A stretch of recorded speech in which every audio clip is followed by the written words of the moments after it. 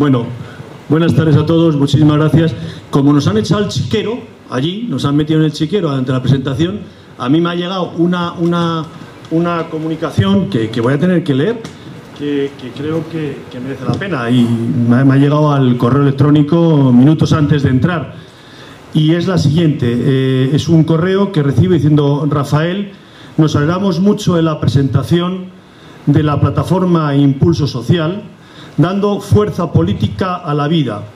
Esperamos vernos juntos pronto en Bruselas para presentar nuestra coalición Fuerza Vida por Europa. Europa es grande y la vida es grande. Es una traducción del francés al español, ¿eh? Fuerza Vida 2014, un abrazo, Jean-Claude Martínez, Fuerza Vida Francia. No sé si ustedes conocen el movimiento Force la Vie en Francia, que ha organizado estas manifestaciones importantísimas que ha habido durante los últimos, durante este otoño, invierno. Bueno, pues este movimiento nos ha ofrecido su apoyo. Vamos a compartir con ellos seguramente el día entre el 1 y el 9 de abril una presentación en Bruselas de un grupo de providas.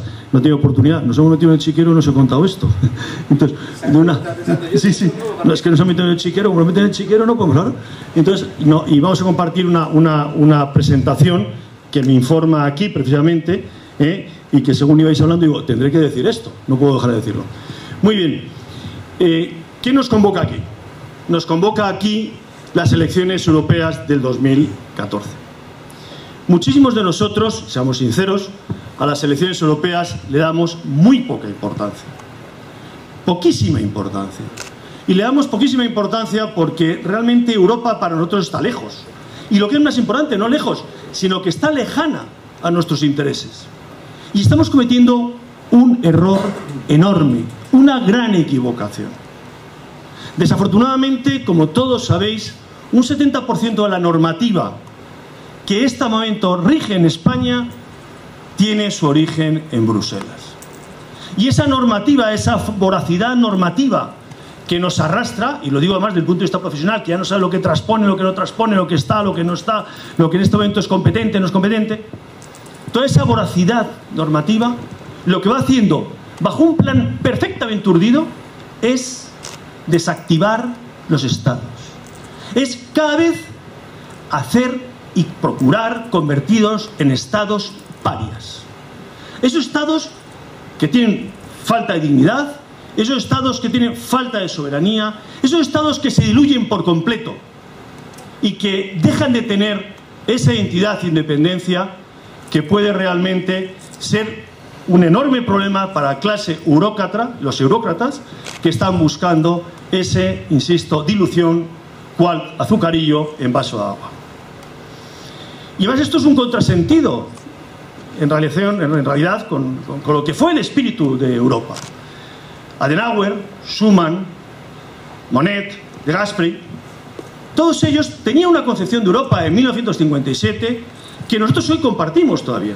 Es una Europa en la que todos ponemos en común nuestros esfuerzos, ponemos nuestros recursos dentro de un esquema de mercado común, pero era una Europa de estados soberanos.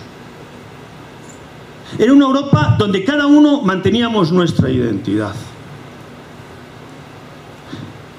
Prueba de ello es que la primera Europa, esa Europa del 57 y hasta prácticamente el 80 o el 90, era la Comunidad Económica Europea.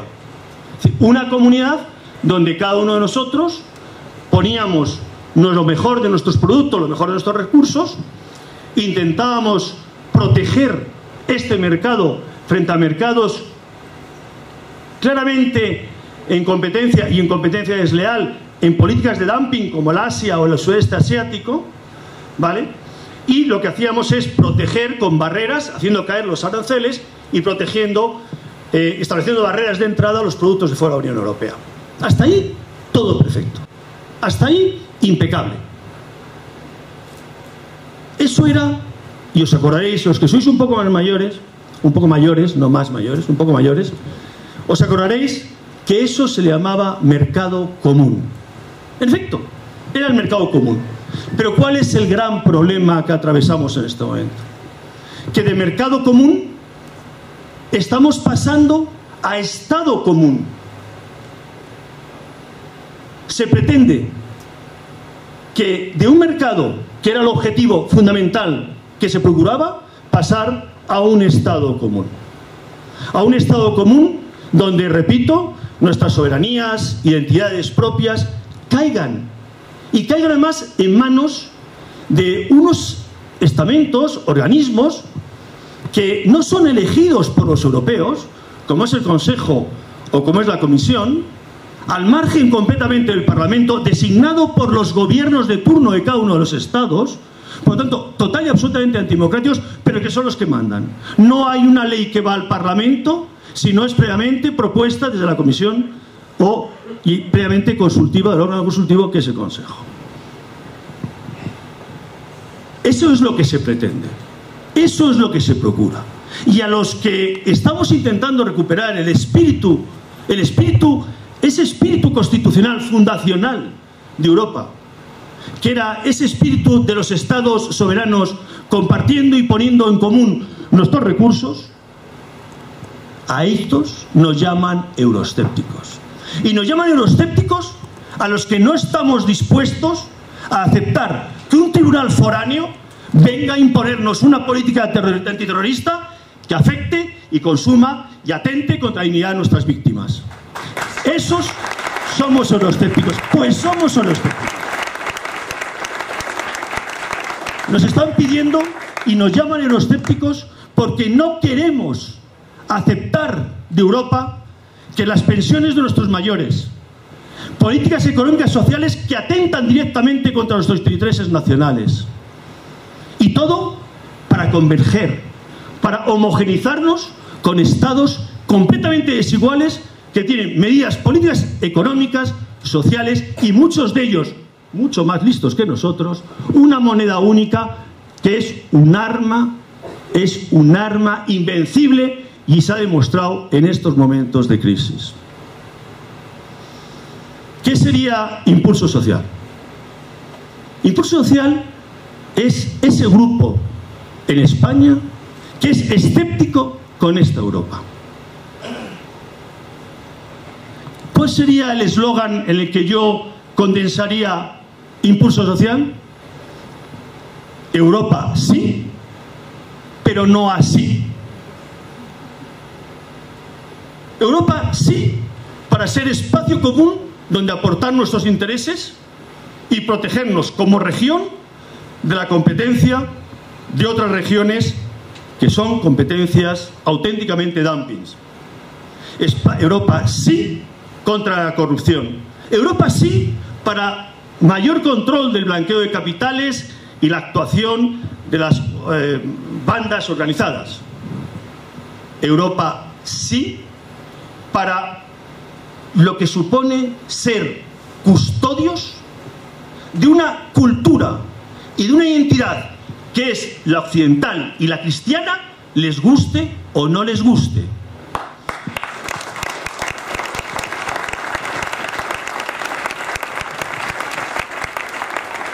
Europa sí, para que dentro de esa Europa se reconozca la identidad y idiosincrasia de cada Estado dentro de un marco de cooperación y de cohesión.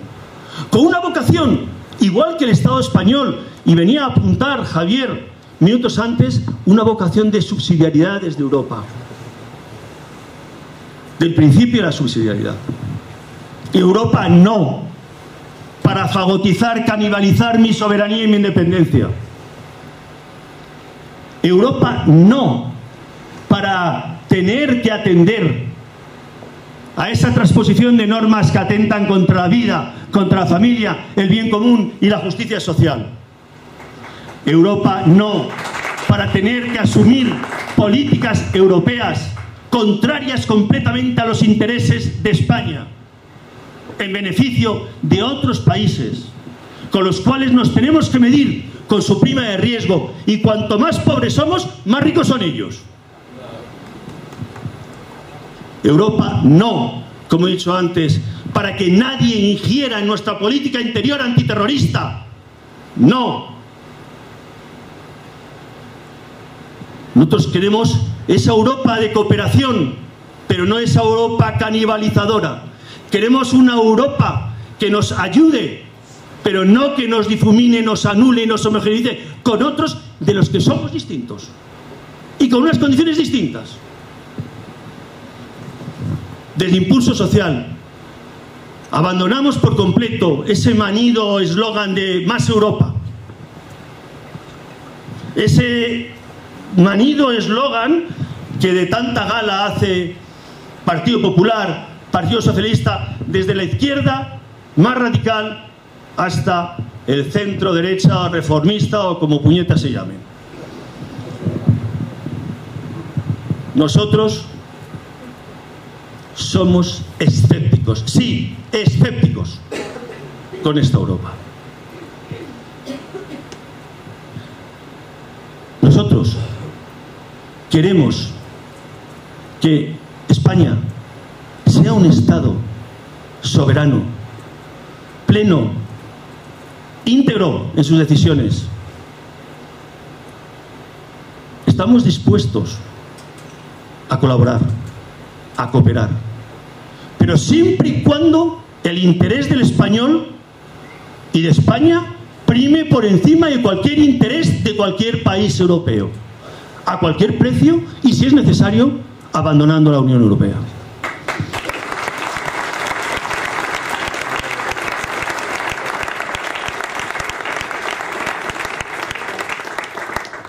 Europa es difícil entenderla, orgánicamente hablando. Les garantizo que yo he estado 3, 4 veces, hemos tenido la fortuna de haber sido el único partido extraparlamentario, me voy a pegar un jarrazo con esto, el único partido extraparlamentario que hemos dado una conferencia en el plenario, en el año 2010, di una conferencia en el plenario de Europa, y un buen hombre muy bien intencionado intentó explicarme la estructura europea. Lo que era la Comisión, lo que era el Consejo, lo que era el Parlamento, lo que eran las comisiones. Ustedes no tendrán idea, pero sepan ustedes que sedes del Parlamento Europeo hay en Seattle, hay en Perú, hay en Chile, hay en Rusia, hay en muchísimos sitios, en Asia, en todos sitios. Donde hay funcionarios, hay un parlamento, hay unos delegados, hay, en fin, toda la burocracia, toda la máquina, todos los elefantes ahí viviendo a costa de nuestros impuestos, a costa de nuestro salario. Cuando al final de toda esa explicación le reconocí al buen hombre este, concretamente es el señor Farage, que me ha pedido disculpas de no poder asistir por agenda suya. El señor Farage le decía, mira, es querido amigo, no soy capaz de entender absolutamente nada. Me dice, pero yo tampoco. Yo te he explicado el organigrama, pero tampoco soy capaz de entender cómo funciona el organigrama. Y me dijo una cosa muy importante, pero dice, ojo, pero tiene su sentido.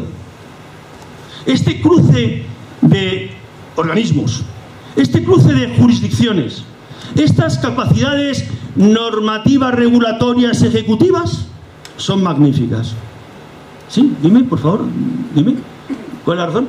Porque nadie sabe lo que lo hace el otro. Nadie sabe cuál es su responsabilidad. Y ese es el mejor caldo de cultivo para la corrupción.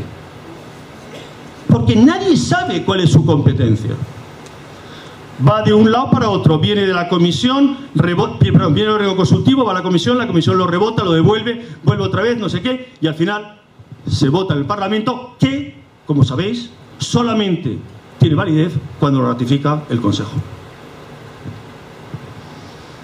Y cuando se determina por el Consejo, que se ajusta a la normativa y es capaz de ser traspuesto a las normativas de todos los Estados. Definitiva, caldo gordo para la corrupción. Os voy a contar una anécdota. Me dice Farage, ven aquí un momento. Era por la mañana, pronto. Pronto para ellos son las 10. No creáis que es una cosa así, las 7 de la mañana. Entonces, me pongo en la puerta, me dice, apártate un poquito, vamos a ponernos aquí en la esquina. Nos ponemos en una esquina, un frío de narices, por cierto, y me dice, mira, fíjate, entonces llegaba un tío, ponía la tarjetita, abría la puerta, cerraba la puerta y se marchaba. O sea, ¿cuál era el truco? Había que pasar la tarjeta, no bastaba con pasar la tarjeta, había que entrar para que aquello contabilizara, porque si no abrías la puerta, no contabilizaba la entrada. No fichabas. ¿Habría una? Sí, pero mi sorpresa fue cuando vi a uno, a otro, a otro, a otro. Y os puedo decir que en espacio de... estaríamos allí, no sé, 20 minutos muertos de frío. Os puedo garantizar que si entraron 50, salieron 15. De verdad, seguro. Si no me confundo con 15, por no decir el 25, pero 15 seguro. ¿Qué quiere decir esto? Es un sistema donde realmente la estrategia es no definamos ningún cargo de organigrama, porque esto nos permite poder hacer nuestros lobbies de poder que, por cierto, generalmente son extramuros de Estados Unidos, de Europa, que vienen de Estados Unidos y de lobbies muy definidos, muy definidos, con sede en Bruselas, que tienen una capacidad, una enorme influencia sobre los eurodiputados. He de deciros que estos lobbies, ya sean de muy diverso tipo, filántropos, de determinadas etnias o demás, hacen reuniones semanales donde invitan a los eurodiputados y les presentan sus opciones para que los eurodiputados compren, y digo extramuros de la Unión Europea, compren sus propuestas y las hagan suyas para presentarlos dentro de las iniciativas de su grupo parlamentario. Yo he estado presente en una de ellas, de cómo son este aspecto. Con esto, ¿qué quiero deciros? Con la anécdota, que realmente el contenido, dicho por los propios eurodiputados, dicho por Jean-Claude, eurodiputado, el contenido de esta gente es un contenido que perdón, es un no contenido. Me gustaría además decirlo así. Bien, ¿qué vamos a proponer cuando estemos en Europa? Que gracias a vosotros vamos a estar en Europa, esto no hay duda. ¿Qué es lo que vamos a proponer cuando estemos en Europa? Pues vamos a proponer clarísimamente acabar con esa política de gasto tan desmesurada, tan espectacular. Vosotros no tenéis idea de lo que supone la transferencia de fondos directos e indirectos a Europa. La balanza de pagos hubo unos primeros años que era una balanza de pagos positiva. Recibíamos gracias a que nos adormecieron, gracias a que nos vencieron con la subvención para desarbolar todo nuestro sistema industrial, agrícola, pesquero, ganadero, que lo han conseguido, un gran triunfo de la Unión Europea. Pero en estos momentos, la balanza de pagos directa y la balanza de pagos indirecta es verdaderamente desfavorable. Pero es que esa balanza de pagos es para pagar a estos a los que me estaba refiriendo en la anécdota, en contra de 5 millones de parados y 2 millones de niños en el umbral de la pobreza, aquí en nuestra patria, aquí en España. Basta ya de esos derroches. Hemos de proponer, como están proponiendo los grupos también escépticos con esta Europa, un recorte inmediato, fulminante de las estructuras. Evitar la superposición de organismos, determinando una clara facultad legislativa para el Parlamento sin ningún tipo de injerencia por la Comisión o por el Consejo de Europa. Porque el único órgano que se elige por los europeos, el único, es el Parlamento. El único que tiene legitimidad es el Parlamento. Y es el que menos capacidad tiene legislativa, formalmente lo tiene, en la realidad no la tiene, porque no hay una propuesta que pueda pasar si no tiene visto bueno. Y por lo tanto vamos a intentar apoyar, promocionar aquellos órganos que han sido elegidos de forma directa, por sufragio directo, por parte de los europeos. Vamos a dejar muy claro, interprétese esto como se interprete, que Europa no es un contenido de normas e intereses. Europa va más allá. Europa tiene una identidad, me atrevo a decir, tiene un carisma, y ese carisma, como he dicho, es occidental y cristiano. Por ello, los que compartamos Europa tenemos que compartir esas raíces, tenemos que apoyar esas raíces, y por ello aunque aún con la proximidad geográfica que puede tener países como Turquía, no queremos que un país oriental y islámico pertenezca y se incorpore dentro de la entidad europea. Queremos exigir a Europa de forma clara y terminante que así como es objeto y ente de derechos, también de obligaciones. Nos tiene que defender y nos tiene que apoyar a defender nuestras fronteras, porque nuestras fronteras, en el pacto, les corresponde a ellos exactamente igual que a nosotros ayudarnos en la defensa de esas fronteras. Lo que pase en los territorios españoles de Ceuta y Melilla pasa en Europa, y ellos nos tienen que ayudar a combatir y a luchar contra esta avalancha y esta actuación promovida, sin lugar a dudas, por el reino marroquí. Pero en contrapartida a eso, España tiene que atender las sugerencias que le vienen de Europa. Ya nos han dicho que esas regularizaciones masivas del Partido Popular y del Partido Socialista son completamente contrarias al ordenamiento y a la política de convergencia con la Unión Europea. Y nos han dicho que tenemos que aplicar una política migratoria acorde a la normativa firme y rigurosa. Y a ello nos tenemos que comprometer. Y con ello nos tenemos que comprometer. ¿Qué vamos a proponer en Europa también?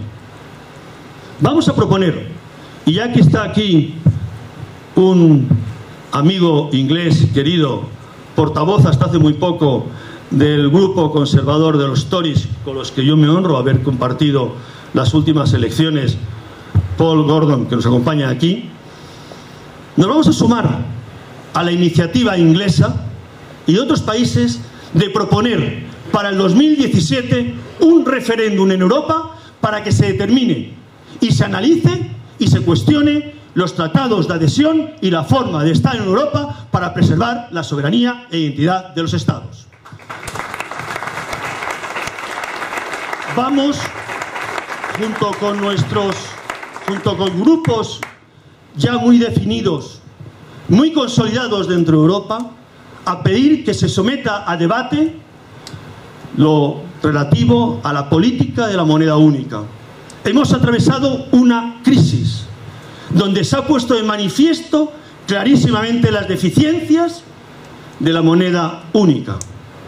Hemos visto cómo unos hemos tenido que salir de la crisis combatiendo contra la prima de riesgo alemana, mientras que otros, con sus monedas únicas, devaluándolas o apreciándolas, han sido mucho más competitivos y han sido adelante. Hungría, un país al que te referías, con una constitución magnífica, además listos, han mantenido su forinto. Y el forinto ha sido, durante esta crisis, una moneda muchísimo más fuerte que ha sido el euro y que los bonos españoles. Por lo tanto, vamos a pedir que se someta a consideración y a reflexión cómo y para qué y en qué términos debe funcionar la moneda única. Y vamos a pedir que, dentro de gestos necesarios, que se termine con el dispendio inmediato en Europa. Europa tiene 2 sedes parlamentarias a 1 hora de distancia: Bruselas y Estrasburgo. Estrasburgo para los plenarios, Bruselas para el día a día.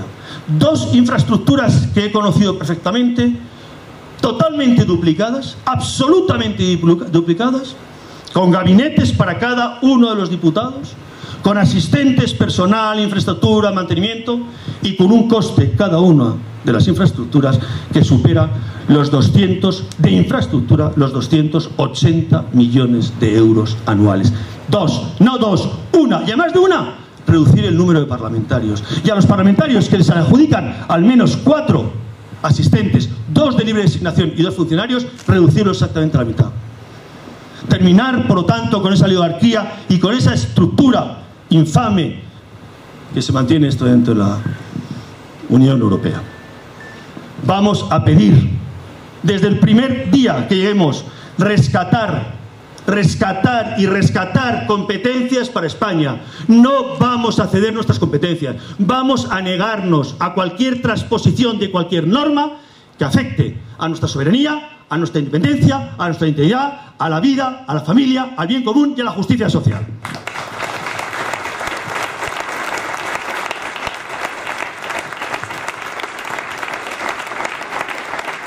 Mayo 25, 2014. Es una oportunidad única.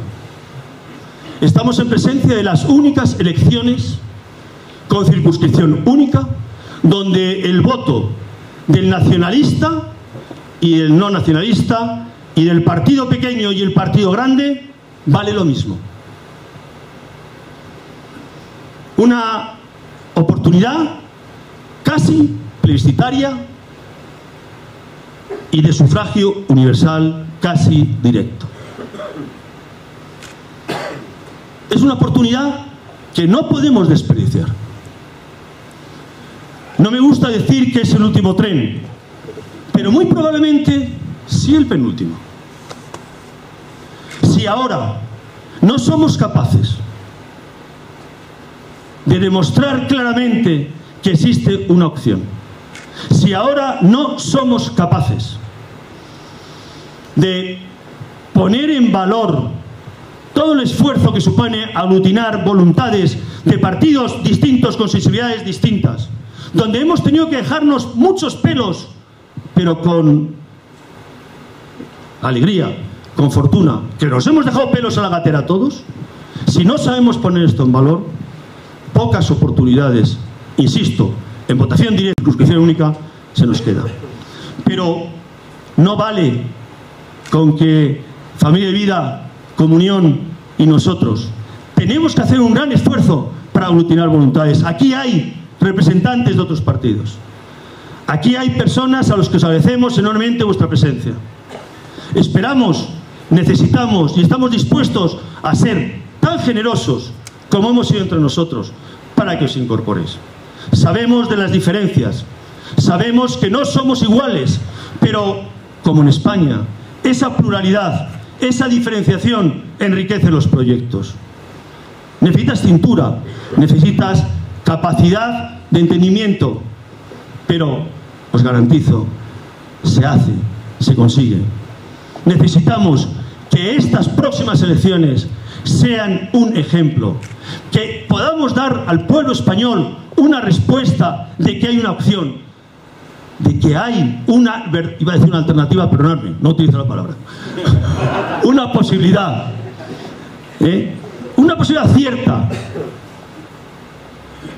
Os pediría a todos, y lo he dicho tantas veces, no tendremos altavoces, nos quitarán los altavoces, pero a esto estamos acostumbrados. Otros que vienen del sistema y se quieren presentar, a eso les va a costar más acostumbrarse al frío y al calor en verano. Nosotros llevamos muchos años, todos nosotros, acostumbrados al frío y al calor.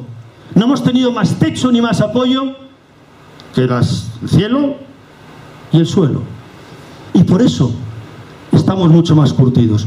Por eso tenemos mucho más ganado que los demás, porque sabemos lo que nos vamos a encontrar. Y es por eso que es fundamental que cada uno de vosotros os convirtáis en un altavoz.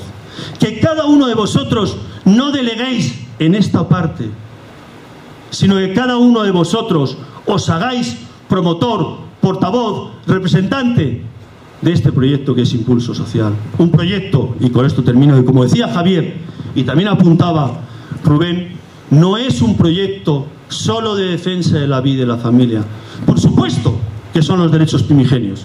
Por supuesto que en esto no hay renuncia componenda de ningún tipo. No existe ningún tipo de tibieza, ningún tipo de duda en la defensa de estos principios. Otros lo tendrán, otros todavía tendrán que definirlo, otros todavía tendrán que saber lo que quieren ser. Nosotros ya lo sabemos. Pero es que a partir de esos principios que, insisto, son primigenios, que son los que sobre los que se basa y se funda, tenemos un programa que yo os invito a ver, leer y estudiar. Un programa social, con soluciones reales, con los pies en los suelos, de personas que estamos viviendo el día a día y conocemos el día a día de los problemas de nuestros clientes y de la sociedad, que lo ponemos encima de la mesa. Tenemos un programa para Europa, tenemos un programa realmente de justicia social, como apuntaba Javier. Por tanto, yo os pido, por favor, que os hagáis portavoces, que nos ayudéis. No va a salir adelante esto con el buen hacer de Rubén, con el buen hacer de Javier o con el buen hacer de Rafael. Esto va a salir si realmente, primero, somos capaces y lo suficientemente generosos para abrirnos y aglutinar voluntades, y en segundo lugar, si contamos con vosotros, como decía Javier, para que seáis nuestros mejores altavoces y seáis los que realmente deis la batalla en el día a día, sin complejos, sin tibieza. Esta es nuestra productividad. Y esta vez, juntos, sí. Muchas gracias.